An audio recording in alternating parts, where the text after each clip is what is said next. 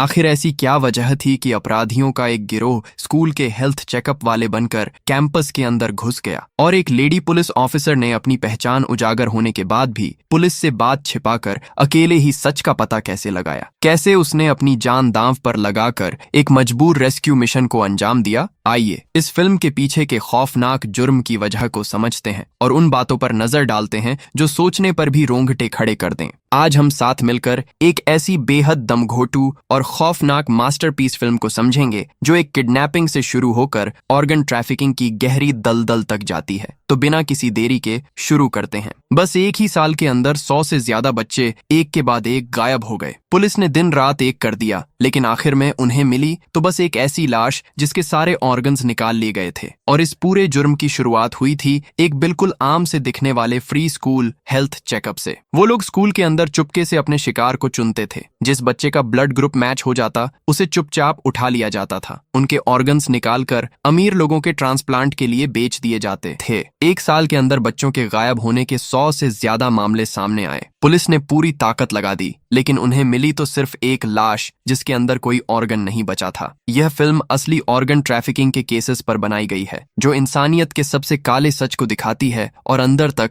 झकझोर देती है। यहाँ एक बात बताना जरूरी है कि साउथ कोरिया में असली घटनाओं पर बनी फिल्में किसी एक केस पर नहीं, बल्कि कई अलग अलग खबरों को मिलाकर बनाई जाती हैं। फिल्म मेकर्स का मकसद सिर्फ यह दिखाना नहीं है कि कोई क्रिमिनल कितना बुरा है, बल्कि यह दिखाना है कि जब मेडिकल सिस्टम, पावर और पैसा आपस में मिल जाते हैं तो आम इंसान इस सिस्टम में कैसे पिस जाता है। एक दिन एक लड़की जब स्कूल से घर लौट रही थी तो एक औरत चुपके से उसका पीछा करने लगी। जैसे ही लड़की का ध्यान भटका, उस औरत ने पीछे से आकर उसके मुंह पर बेहोशी की दवा लगा कपड़ा रख दिया। लड़की वहीं बेहोश हो गई। किडनैपर्स उसे डॉक पर ले गए और अपने साथियों के साथ नाव में बैठकर निकल गए। लेकिन इन अपराधियों को जरा भी अंदाजा नहीं था कि इस बार उन्होंने गलत लड़की को उठा लिया है। जिस लड़की को उन्होंने किडनैप किया था उसके पिता देश के फॉरेन डिपार्टमेंट के एक बड़े अफसर हैं। लेकिन इस बार किडनैपर्स ने खुद आगे बढ़कर सीधे फोन मिलाया। उन्होंने आज इनकी मां से 30 करोड़ वॉन की फिरौती मांगी। अपहरणकर्ताओं के साथ कॉल कटने से रोकने के लिए पुलिस को उन्हें बातचीत में उलझाए रखना था। कप्तान को महिला पुलिस अधिकारी सो उन का ख्याल आया। आवाज बदलने और दूसरों की हूबहू नकल करने में उसका कोई मुकाबला नहीं था। कप्तान ने सोन को बच्चे की मां बनकर अपहरणकर्ताओं से बातचीत जारी रखने का फैसला किया। लेकिन सोन ने कभी नहीं सोचा था कि यह फैसला उसे और उसके बेटे को तबाही की कगार पर धकेल देगा। सोन और स्पेशल टीम ने पूरे एक दिन इंतजार किया, जिसके बाद आखिरकार अपहरणकर्ता का फोन दोबारा आया। सोन ने पूरी ताकत से अपनी आवाज में घबराहट और मिन्नतें भरकर सिर्फ बच्चे की सलामती पूछी। लेकिन अपहरणकर्ता ने तुरंत फोन काट दिया। सबको डर था कि उनका नाटक पकड़ा गया है। लेकिन थोड़ी ही देर बाद फोन फिर से बजा। इस बार फोन में लड़की आजिन की आवाज आ रही थी। अपहरणकर्ता ने फिरौती के पैसे देने की जगह बताई और एक खास शर्त रखी कि सिर्फ लड़की के पिता को अकेले पैसे लेकर आना होगा। लड़की के पिता ने ठीक वैसा ही किया। उन्होंने 30 करोड़ वॉन कैश तैयार किए और अकेले तय पार्क की तरफ गाड़ी लेकर निकल गए। उन्होंने पैसों से भरा बैग कार के अंदर रखा और निर्देश के अनुसार पीछे मुड़कर चले गए। तभी एक संदिग्ध आदमी चुपके से उस कार के पास पहुंचा। पुलिस ने तुरंत कार्रवाई करते हुए उसे मौके पर ही धर दबोचा। सबको लगा कि आखिरकार किडनैपर पकड़ा गया और अब मामला सुलझ जाएगा। लेकिन पूछताछ के बाद असली सच्चाई सामने आई। वह आदमी कोई किडनैपर नहीं, बल्कि सिर्फ एक साधारण कार चोर था जिसने कार अनलॉक देखकर चोरी करने की कोशिश की थी। इसका अपहरण के मामले से दूर दूर तक कोई लेना देना नहीं था। इस कार्रवाई से न सिर्फ असली मुजरिम बच निकला, बल्कि सबसे बुरी बात यह हुई कि अपहरणकर्ताओं को पुलिस के शामिल होने की भनक लग गई, जिससे उस बच्ची की जान और भी ज्यादा खतरे में पड़ गई। आजिन की मां को घर वापस लाया गया। जब उन्हें पता चला कि उनकी बेटी का अब तक कोई सुराग नहीं मिला है तो वे बेहद दुख और निराशा में डूब गईं। रात के वक्त सो उन आजिन के कमरे के पास से गुजरी तो उसने देखा कि उसकी मां अकेले बेटी के बिस्तर पर बैठी हुई है। सोन अंदर गई और उन्हें सांत्वना देने की कोशिश करने लगी। लेकिन तभी आजिन की मां ने उससे एक ऐसा तीखा सवाल पूछ लिया जिसने उसे सन्न कर दिया। दूसरी तरफ ठीक उसी वक्त सोन के घर की घंटी बजी। उसका बेटा यह सोचकर खुशी खुशी दरवाजा खोलने दौड़ा कि उसकी मां वापस आ गई है। आजिन के घर पर मौजूद सो उनको अचानक अपने बेटे के फोन से कॉल आई। लेकिन फोन की दूसरी तरफ से उसके बेटे की नहीं, बल्कि किसी और की आवाज आ रही थी। अपहरणकर्ताओं ने सो उनके फर्जी मां बनने के पूरे खेल को पकड़ लिया था। अपहरणकर्ता ने शर्त रखी कि कि आजिन के लिए तय किए गए 30 करोड़ वॉन उन्हें ट्रांसफर किए जाएं और सख्त चेतावनी दी कि इस बात का पता किसी को नहीं चलना चाहिए। कॉल खत्म होते ही सोन ने अपने खौफ पर काबू पाया और कप्तान से अपने बेटे को तेज बुखार होने का झूठ बोलकर तुरंत घर जाने की इजाजत ली। वह तेजी से गाड़ी चलाकर घर पहुंची। उसकी मां अभी भी लिविंग रूम के सोफे पर सो रही थीं, लेकिन बेटे का कमरा पूरी तरह से खाली था। इस भयानक सच्चाई का सामना करते ही वह टूट सी गई, पर वह जानती थी कि यह बिखरने का समय नहीं है और अपने बेटे को बचाना ही उसकी पहली प्राथमिकता है। तभी आजिन के माता पिता को एक कुरियर मिला। जब डिब्बे के अंदर से खून से सनी एक कटी हुई उंगली निकली तो उसे देखकर सब सन्न रह गए। फोरेंसिक टीम ने तुरंत जांच शुरू की और फिंगरप्रिंट का मिलान करने लगे। वहां मौजूद हर शख्स को यही लगा कि यह उंगली आजिन की ही है। सोन ने चुपके से अपने बेटे की नीली ओरिगामी कागज की कलाकृति आजिन की डेस्क पर रख दी। वह इस तरीके से अपने बेटे के फिंगरप्रिंट का सैंपल पुलिस जांच में शामिल करना चाहती थी। फिंगरप्रिंट जांच का काम जल्द ही पूरा हो गया।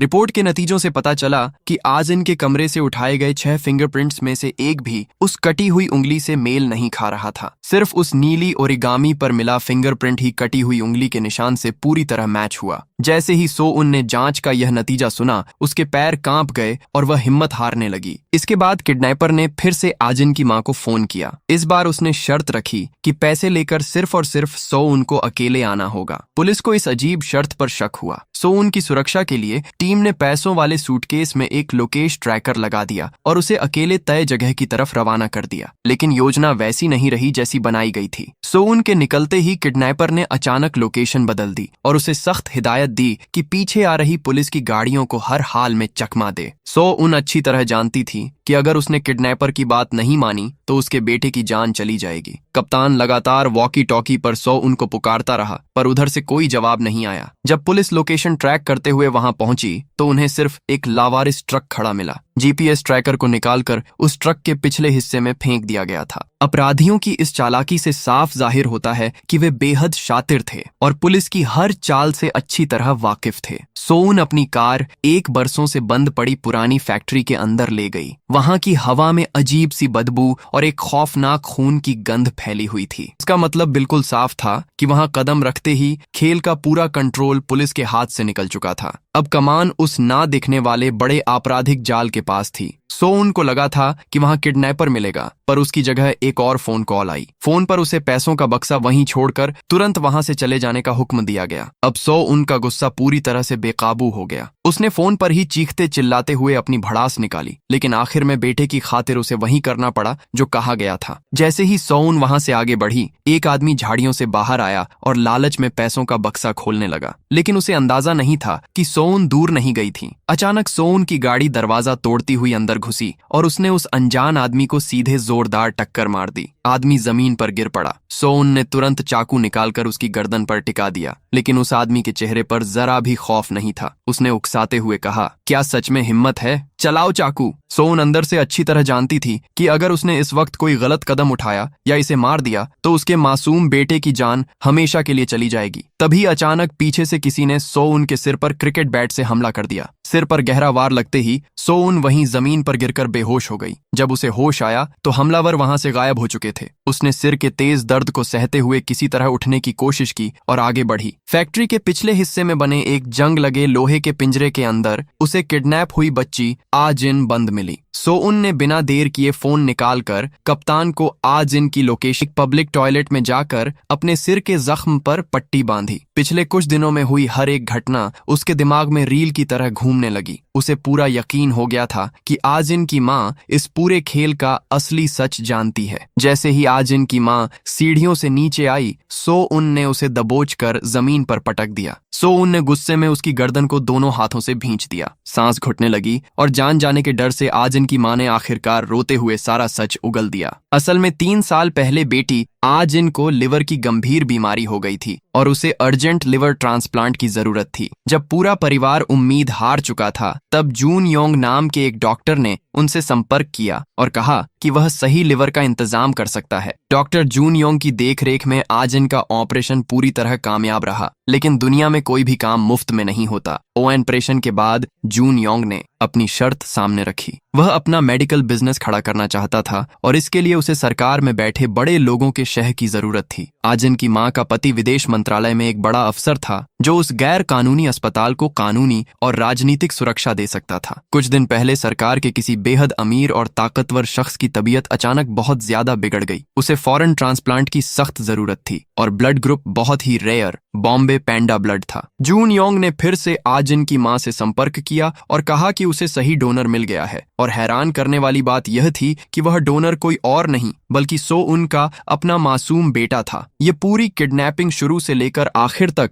एक सोची समझी साजिश थी। आजिन का अपहरण तो सिर्फ एक दिखावा था ताकि पुलिस का सारा ध्यान भटकाया जा सके। अपराधियों ने सो उन की पूरी पारिवारिक जिंदगी की छानबीन कर ली थी। उन्हें पता था कि वह एक सिंगल मदर है और उसका बेटा घर पर अक्सर अकेला रहता है। जैसे ही सो उनका पूरा ध्यान आजिन के केस में उलझा, अपराधियों ने मौका देखकर उसके बेटे का शिकार कर लिया। कड़वी सच्चाई सामने आते ही सो उन सीधे जून योंग के अस्पताल की तरफ भागी। वहां उसने देखा कि जून योंग अस्पताल से बाहर निकल रहा है। सोन ने तुरंत अपनी कार स्टार्ट की और उससे थोड़ी दूरी बनाकर पीछा करने लगी ताकि वह पकड़ी न जाए। जून योंग ने अपनी कार एक अम्यूजमेंट पार्क मेले के पास रोकी। सोन कार से उतरकर चालाकी से भीड़ में शामिल हो गई। उसने देखा कि बीती रात पुरानी बंद फैक्ट्री में दिखा आदमी वहीं घूम रहा है। जैसे ही वह उसके पास पहुंचने वाली थी, किसी ने पीछे से उसके कंधे पर हाथ रखा। वह गश्त लगा रहा एक पुलिस वाला था। सिर्फ कुछ सेकंड की इस देरी की वजह से उस महिला किडनैपर का ध्यान सो उन पर चला गया। दोनों की नजरें आपस में मिलीं और खतरा भांपते ही महिला किडनैपर ने बिना सोचे समझे सीधे सो उन की तरफ गोली चला दी। गोली सो उन को न लगकर उस पुलिस वाले को जा लगी। गोली चलते ही पूरे अम्यूजमेंट पार्क में हड़कंप मच गया। चीख पुकार मच गई और लोग अपनी जान बचाने के लिए इधर उधर भागने लगे। महिला किडनैपर लगातार गोलियां बरसाते हुए सो उन की तरफ बढ़ने लगी। ऐन मौके पर पुलिस कप्तान बैकअप टीम के साथ वहां पहुंच गया। अपने साथी पुलिस वाले को खून से लथपथ देखकर उसने बिना देर किए महिला किडनैपर पर निशाना साधा और गोली चला दी। एक ही धमाके के साथ महिला किडनैपर वहीं ढेर हो गई। अपने साथी को गिरता देख बाकी के 2 किडनैपर्स के होश उड़ गए। अम्यूजमेंट पार्क का यह सीन बेहद खौफनाक था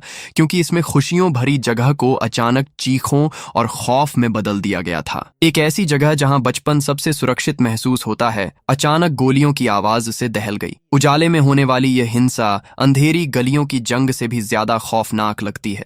इसके बाद दोनों किडनैपर्स ने फिलीपींस भागने का फैसला किया, लेकिन पुरुष किडनैपर को लगा कि डॉक्टर जून योंग जो अपनी पूरी जिंदगी ऑर्गन ट्रैफिकिंग का धंधा करता आ रहा है, उसके पास पैसों की कोई कमी नहीं होगी। भागने से बेहतर है कि मौका देखकर इसे खत्म कर दिया जाए और सारा पैसा हड़प लिया जाए। उस किडनैपर ने भागने का प्लान बनाने का नाटक किया, जिससे जून योंग पूरी तरह बेफिक्र हो गया। मौका मिलते ही किडनैपर ने कांच की बोतल उठाकर जून योंग के सिर के पिछले हिस्से पर दे मारी। बिना संभलने का मौका दिए उसने गोल्फ क्लब उठाया और जमीन पर पड़े जून योंग को तब तक बुरी तरह पीटता रहा जब तक उसकी सांसें नहीं थम गईं। जून योंग को रास्ते से हटाने के बाद किडनैपर ने उसकी जेब से सारा कीमती सामान लूट लिया। इसी बीच ह्ये-जिन ने सोन को फोन करके अपनी लोकेशन बताई। दी गई जगह के मुताबिक सोन एक सुनसान जंगल में पहुंची। तभी अचानक एक गोली की आवाज हुई और गोली सोन के कंधे को छूती हुई निकल गई। हमलावर किडनैपर पहाड़ी के ढलान से नीचे लुढ़कता चला गया। तभी एक तेज रफ्तार गाड़ी आई और ड्राइवर बिना ब्रेक लगाए सीधे उससे टकरा गई। वह किडनैपर मौके पर ही मारा गया। सोन ने जमीन पर गिरकर खुद को मुश्किल से संभाला और दर्द की परवाह किए बिना जमीन से बंदूक उठा ली। उसने तुरंत मोबाइल निकालकर अपनी जीपीएस लोकेशन चेक की। पुरानी ट्रैकिंग के हिसाब से ह्ये-जिन बंदरगाह डॉक के पास होनी चाहिए थी। सोन ने सीधे बंदरगाह का रुख किया और वहां ह्ये-जिन को देखते ही एक्सीलेटर पर पूरी ताकत से पैर दबा दिया। दोनों के बीच बंदरगाह पर भयानक मुठभेड़ और गोलीबारी शुरू हो गई। सोन के हाथ में गोली लग गई। ह्ये-जिन ने मौका पाते ही उस पर हमला कर दिया और जमीन से जंग लगा एक लोहे का हुक उठाकर सोन की पीठ में घोंप दिया। असहनीय दर्द से सोन लगभग बेहोश होने वाली थी, लेकिन अपने बेटे की सलामती की तड़प और जिंदा रहने की उम्मीद ने उसे गिरने नहीं दिया। उसने जमीन पर रेंगते हुए गिरी हुई बंदूक पर हाथ मारा और आखिरी ताकत लगाकर ट्रिगर दबा दिया, जिससे ह्ये-जिन वहीं ढेर हो गई। वह अपने जख्मों को घसीटते हुए किसी तरह नाव पर चढ़ी और आखिरकार बोट के केबिन में उसे अपना किडनैप हुआ बेटा मिल गया। सोन अपने जज्बात रोक नहीं पाई और दौड़कर बेटे को सीने से लगा लिया। उसकी आंखों से आंसू बह निकले। उधर पुलिस ने आजिन की मां योनजू को अस्पताल से गिरफ्तार कर लिया। उस पर मर्डर की साजिश और गैर कानूनी ऑर्गन ट्रैफिकिंग में शामिल होने का जुर्म साबित हुआ, जिसके लिए अदालत ने उसे मौत की सजा सुनाई। पुलिस ने आगे कार्रवाई करते हुए इस पूरे गिरोह का पर्दाफाश कर दिया। यह आपराधिक नेटवर्क जितना बड़ा और गहरा था, उसकी कल्पना किसी ने नहीं की थी। इसमें सिर्फ जून योंग का प्राइवेट क्लिनिक ही नहीं,